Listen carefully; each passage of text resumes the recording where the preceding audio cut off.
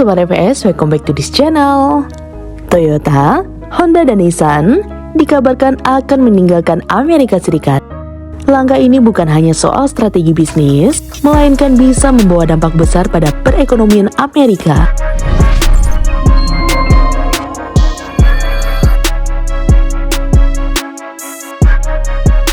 Robert Kiyosaki, seorang investor dan penulis terkenal pun, mengeluarkan pernyataan mengejutkan melalui akun Twitternya. Ia menyampaikan kekhawatirannya terhadap keputusan mengejutkan 3 raksasa otomotif Jepang, yaitu Toyota, Honda, dan Nissan, yang dikabarkan akan berhenti menjual mobil mereka di Amerika Serikat. Menurut Kiyosaki, keputusan ini bukan hanya akan mengguncang industri otomotif, tetapi juga memicu dampak ekonomi yang luas. Jika laporan ini terbukti akurat, maka dampaknya terhadap ekonomi Amerika Serikat bisa sangat besar. Banyak kota kecil dan menengah di Amerika Serikat yang bergantung pada industri otomotif Jepang, baik sebagai pusat distribusi, servis, maupun manufaktur suku cadang. Penghentian pasokan ini akan menimbulkan efek domino, seperti pemutusan hubungan kerja di dealer mobil Jepang, penurunan pendapatan pajak daerah, kontraksi dalam sektor pendukung otomotif seperti asuransi, keuangan kendaraan dan bengkel independen, serta kekacauan rantai pasok otomotif nasional. Lebih dari sekedar isu perdagangan, Kiyosaki mengaitkan perkembangan ini dengan gejolak geopolitik yang lebih luas. Ia menyebut bahwa perang mata uang demi keuntungan ekspor seringkali menjadi pemicu perang dagang yang dalam sejarah kerap berujung pada perang bersenjata. Ini merupakan rantai peristiwa yang menurutnya harus diwaspadai dengan serius. Pernyataan Kiyosaki ini menjadi alarm keras bagi dunia otomotif dan Amerika Serikat secara keseluruhan. Lantas, mengapa Nissan, Toyota, dan Honda meninggalkan Amerika Serikat?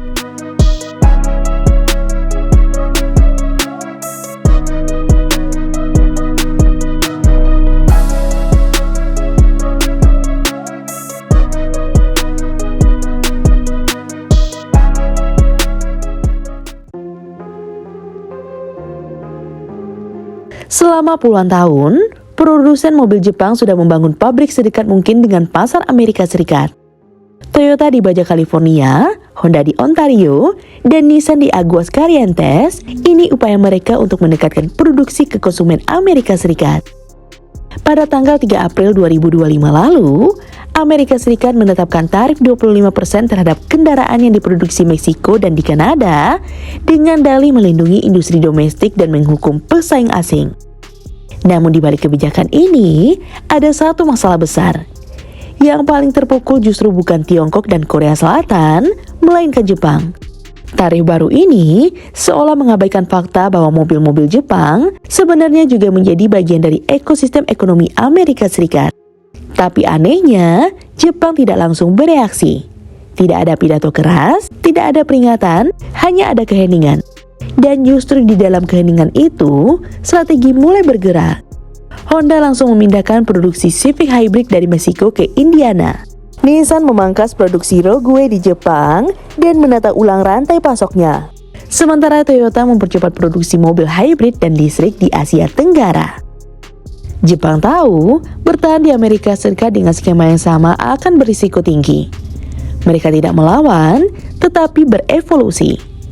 Kapasitas produksi di Asia Tenggara ditingkatkan bukan sekedar karena murahnya tenaga kerja, tapi karena stabilitas politik dan bebas dari risiko tarif mendadak.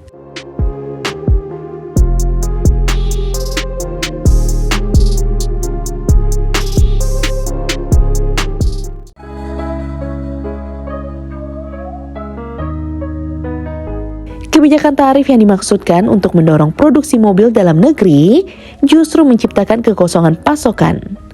Produsen lokal seperti Ford dan GM tidak bisa cepat mengisi celah ini. Alhasil, konsumen Amerika Serikat menghadapi kenaikan harga mobil Jepang dan waktu tunggu yang lebih lama. Pada akhirnya, kebijakan proteksionis Amerika Serikat yang dimaksudkan untuk memukul mobil impor malah menghantam hubungan ekonomi Amerika Serikat dan Jepang.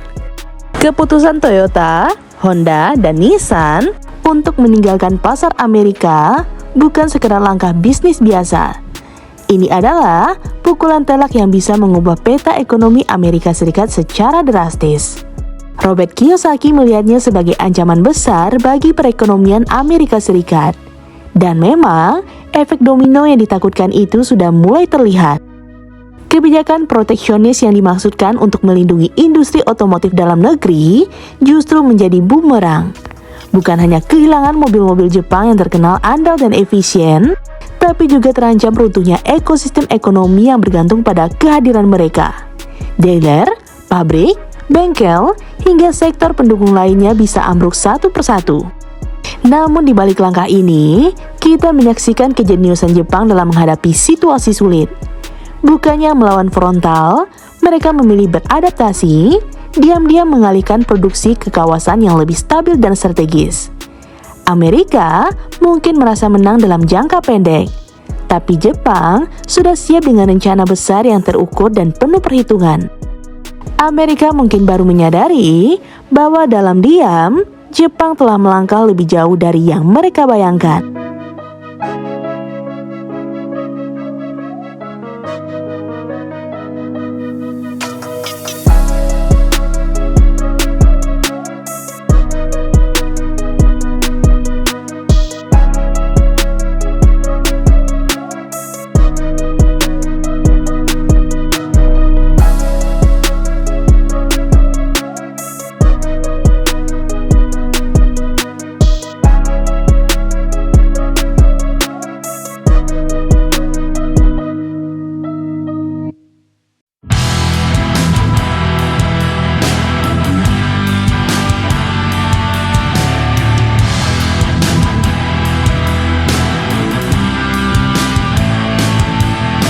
Nah, gimana menurut sobat?